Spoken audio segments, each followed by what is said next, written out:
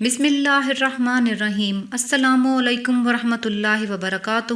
ایسے لوگ جو رزق کی تنگی، پریشانی اور بے روزگاری کا شکار تھے، جب انہوں نے ان 6 چیزوں کا اہتمام کیا اور ہر فرض نماز کے بعد اور کامل یقین سے پڑھا تو حیرت انگیز فوائد رونما ہوئے۔ آج کے اس مشینی دور میں جہاں ہر طرف افراتفری اور نفسا نفسی کا عالم ہے، ہر شخص اپنے معاملات کو سلجھانے میں کوشاں و سرگرداں ہے، اور دوسری طرف اگر کسی کے معاملات مالی طور پر سلجھے ہوئے ہوں یا زمانے سے قدرے بہتر ہوں تو کوئی بھی اس نعمت کو برداشت نہیں کرتا۔ حسد، کینہ، بغض اور انادا کے جادو کے ذریعے اسے نیچا دکھانے کی کوشش کی جاتی ہے۔ میں آپ کے ساتھ ایسا طاقتور وظیفہ آج شیئر کرنے لگی ہوں، 6 انمول خزانے یعنی 5 آیات قرآنی اور 1 دعا کا مجموعہ۔ اگر کوئی ہر فرض نماز کے بعد ان کو پڑھ لے تو اس کے سارے فضائل و فوائد اس کو حاصل ہوں گے۔ پڑھتے دوران کوشش کریں آداب و احترام اور اہتمام سے اس کو پڑھنا ہوگا، اور اس کے ساتھ ساتھ جتنی توجہ اور دھیان سے اس کو پڑھا جائے گا اتنے زیادہ اس کے فضائل و فوائد آپ کو حاصل ہوں گے، کیونکہ اللہ تعالیٰ کا فرمان ہے کہ اللہ تعالیٰ بندے کے گمان کے مطابق اس کے ساتھ معاملہ کرتا ہے، لہٰذا جتنا کامل، اکمل اور مکمل یقین ہوگا، گمان اللہ جل شانہ